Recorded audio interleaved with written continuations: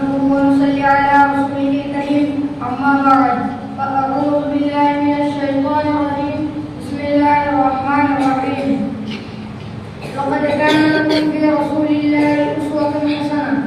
सदर मोहतरम और हकम साहिबान और मेरे अजीज साथियों,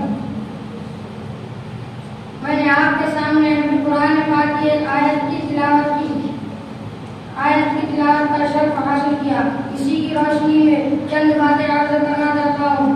आज के एक इम्तिहान में बच्चों को एक गिलास की तस्वीर बतौर नमूना दी गई और कहा गया कि जो इससे जितनी मिलती जुलती तस्वीर बनाएगा उतने ही अच्छे नंबर उसको मिलेंगे। एक तालिबे इल्म ने सोचा कि गिलास की तस्वीर बहुत मामूली सी लग रही है, क्यों ना मैं एक कार की तस्वीर बना दूं। चुनांचे उसने खूबसूरत सी कार बना दी। जब नतीजा आया तो कार की तस्वीर बनाने वाला बच्चा फेल था, क्योंकि उसने गिलास की तस्वीर नहीं बनाई थी। इसी तरह अल्लाह का फरमान हम मुसलमानों के लिए, ऐ मुसलमानों, तुम्हारी जिंदगी गुजारने का बेहतरीन नमूना रसूल अकरम सल्लल्लाहु अलैहि वसल्लम की सीरत है।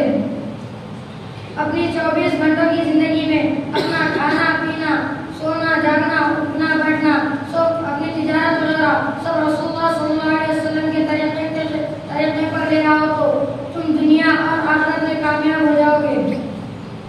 इसी तरह तुम्हारे अमल रसूलुल्लाह सल्लल्लाहु अलैहि वसल्लम के तरीके के खिलाफ है तो तुम नाकाम हो जाओगे, चाहे तुमको पूरे दुनिया की बादशाहत ही क्यों ना मिल जाए।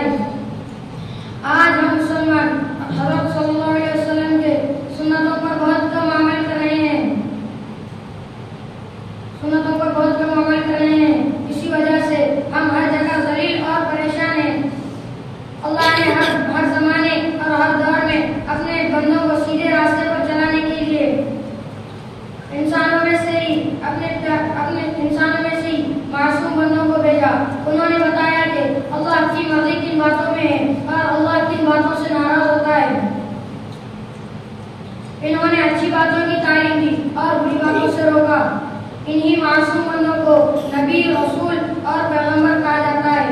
जिन लोगों ने अपने वक्त के नबी की बात मान ली वो कामयाब हो गए, जिन लोगों ने उनकी बात नहीं मानी वो नाकाम हो गए। सबसे आखिर में अल्लाह ने अपने प्यारे हबीब, प्यारे महबूब और रसूल हज़रत मोहम्मद मुस्तफ़ा सल्लल्लाहु अलैहि वसल्लम को इस दुनिया में भेजा। आप सल्लल्लाहु अलैहि वसल्लम ने लोगों को अच्छी बातों की तालीम दी और कहा कि एक अल्लाह के अलावा कोई इबादत